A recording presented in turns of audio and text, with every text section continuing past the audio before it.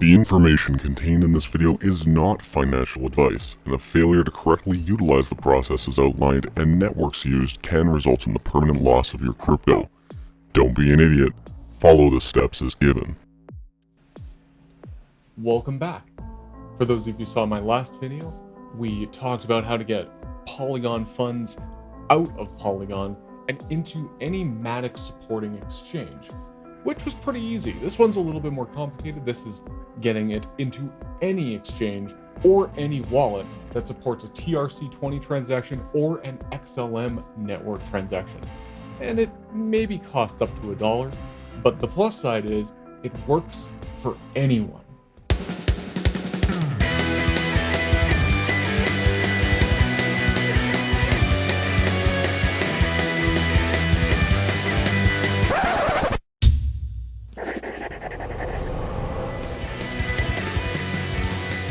Make sure before you do anything else that you log into MetaMask. Click on the top right, bring down the drop down and click on MetaMask to open it. Then, enter your password. If you're not using MetaMask to connect to Polygon, then use whatever wallet you are using and try to follow along. Up at the top, make sure that your MetaMask wallet is set to Polygon. If it's set to Ethereum mainnet, you will not be able to see any of the coins that you have in Polygon.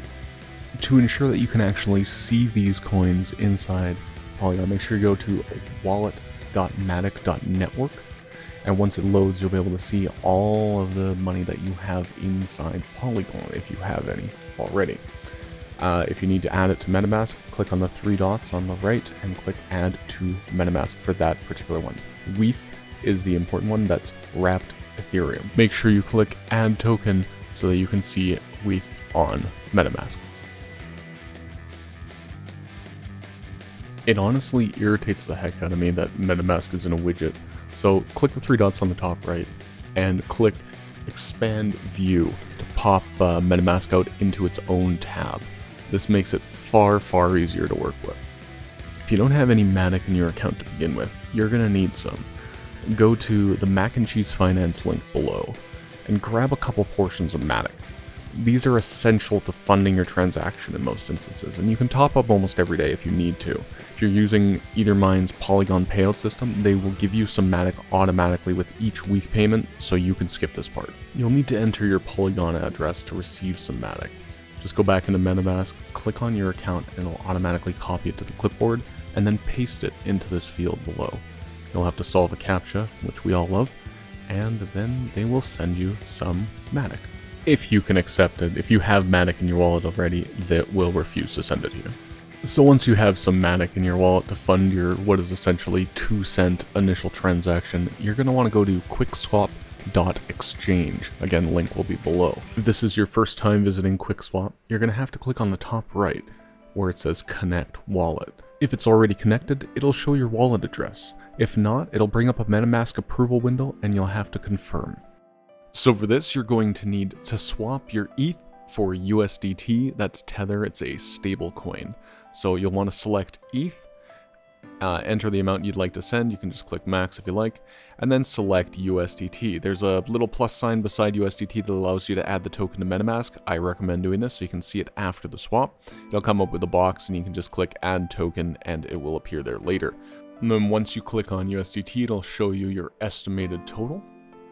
You can change your slippage tolerance to a higher number. I use 1% just to ensure that all my transactions go through. You can keep it low if you prefer, but that's really up to you. There's also other options for things like toggling dark mode and such with the gear at the top right. Once you're ready, click swap, and it will swap your tokens.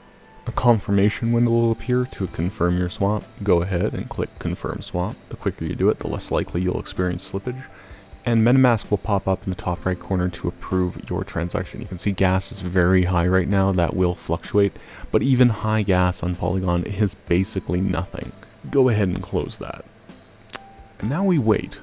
You can see at the top right, it says that we have one transaction pending, and pending, and pending, and pending. A lot of the time, it's not actually pending, and the transaction's actually gone through. QuickSwap in a lot of cases doesn't necessarily show that it's been completed. Simply just refresh the page, or look in your MetaMask, and you will see that the transaction has completed itself. Maybe not this time. I'll skip forward. We'll get there. Usually with USDT it takes a little bit longer. So the USDT is here. We can click on it to view it. It'll bring us to the previous transactions page. You can see I have a couple failed here. MEXC doesn't always accept it. So click send, and it'll bring you to your recipient page. I already have MEXC in my recipients, but if you don't have them already set up, you will obviously need an account. Click on assets and then click on account. This will bring you into your current assets page. As you can see, I have about $1. Go ahead and click deposit, and you'll need the USDT code over the Matic network. So click on Matic for networks, and this will generate your deposit address. Go ahead and click the copy button or copy and paste it, however you want to do it. Go back into MetaMask, again, click send, and place that in the add recipient window there. You want to put that address right up there if you don't have it already in, or you can save it like I have. Click on the amount you want to send. I'm very superstitious about, I don't like to have nothing left in my wallet, so I always shave off 10 cents, 25 cents, whatever it is, and go ahead and click next, and then you will have your estimated fees, and click confirm to move forward, and then it will send your USDT to MEXC. That transaction, by the way, cost 1/100th of a cent. So once the transaction completes, you'll see that it's sent USDT. You'll have noted in the activity log. So head on over to MEXC, and you'll be able to see on your deposit window there is a recent deposit records if you reload the page, and at the bottom it'll show that it's busy depositing USDT. It has to do 35 confirmations on the USDT Matic network to confirm the receipt of that money. So this will take probably about 10 minutes or so. So once the USDT reaches 35 confirmations, you can reload the page, and of course it'll show up in your account. You can see the amount has increased to 16.5 USDT, or somewhere therein. From this point forward, you have two options for sending this out. We'll cover the first one here. So click back, go to withdrawal, and you can send it out as USDT. This is done on the TRC20 chain. You have to send a minimum of 30 USDT as noted, so we leave it as TRC20. And TRC20 has a minimum fee of $1. So this would cost you $1 plus all those microcents that we've already wasted. I know.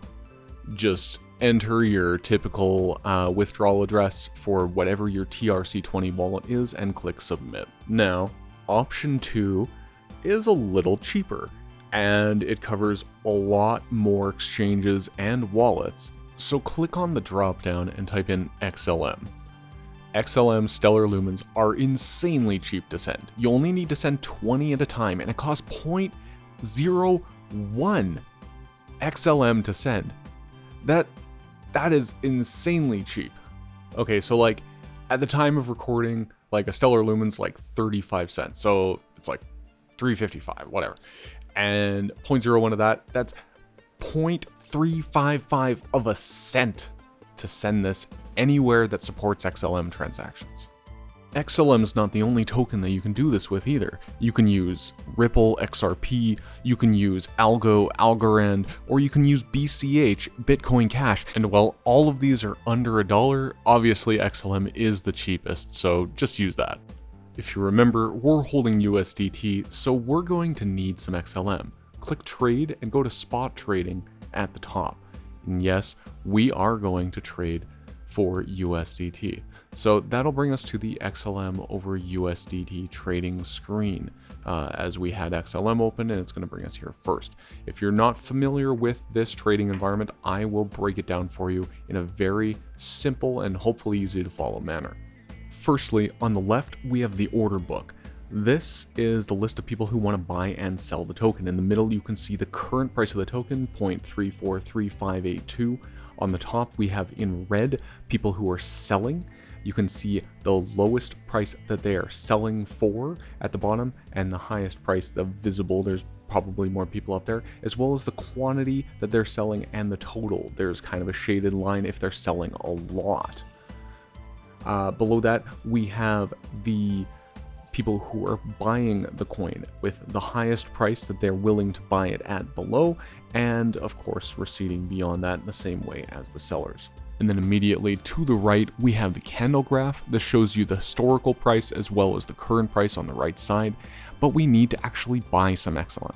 So if we click on market, market is the easiest way to purchase it. This puts it at that median price that we saw on the left side, and we can just type in how much of our USDT we want to spend to buy XLM. You can see how much you have at the top under available, or we can use the slider at the bottom and just select how much we want, either in smaller increments, or we can just pull it all the way to the right and buy all of the XLM we wish.